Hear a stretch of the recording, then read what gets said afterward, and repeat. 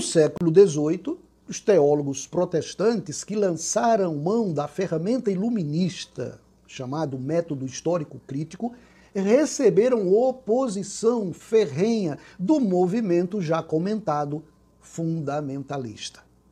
E assim temos um entrave de perspectivas exegéticas que ainda hoje se faz observar. Precisamos definir os termos. O método diz-se histórico por tratar com fontes históricas de milênios atrás. Esse tipo de tratamento histórico crítico leva em consideração a evolução pela qual os textos bíblicos, os documentos bíblicos passaram através dos séculos. O que significa dizer que os textos bíblicos passaram por vários estágios de desenvolvimento para chegarem ao estado em que nós os encontramos hoje, na atualidade. O método diz-se crítico face à emissão de juízos sobre as fontes históricas dos textos bíblicos. O método, dizendo-se crítico, já expressa um tratamento envolvido com a racionalidade, uma perspectiva de observação aos documentos históricos bastante questionadora.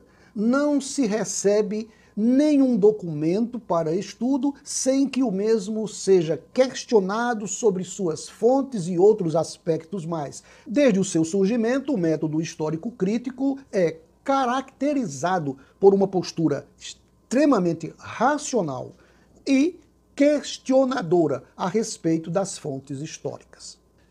Podemos perceber de antemão que aquele método de abordagem já estudado, indutivista, dá-se de bandeja ao método de procedimento histórico crítico, ou vice-versa.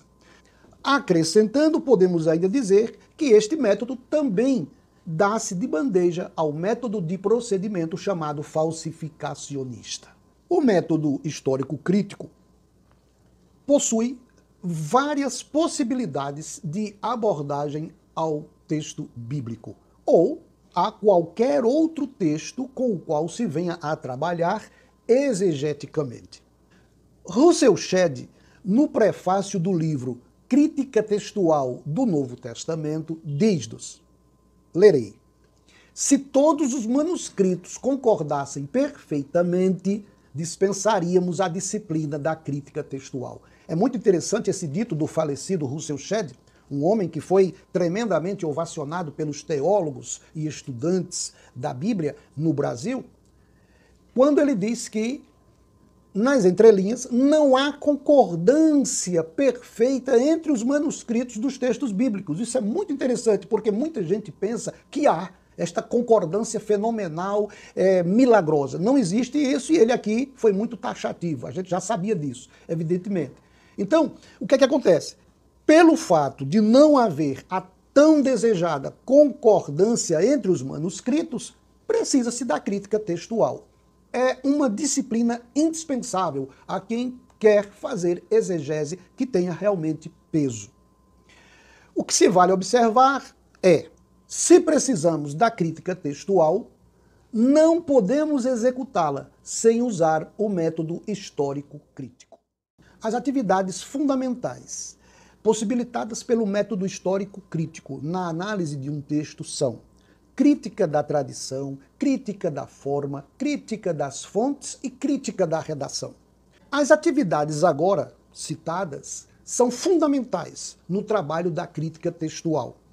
Uma exegese que não se presta a passar por essas atividades que levam a um conhecimento do texto em foco está a padecer de dificuldades extremas. Por essas atividades prescritas pela crítica textual, percebe-se que o método histórico crítico não é um método tão fácil de ser usado, e não é qualquer exegeta preguiçoso que terá sucesso no estudo, na exegese do texto bíblico, sem este tipo de abordagem uma vez realizada.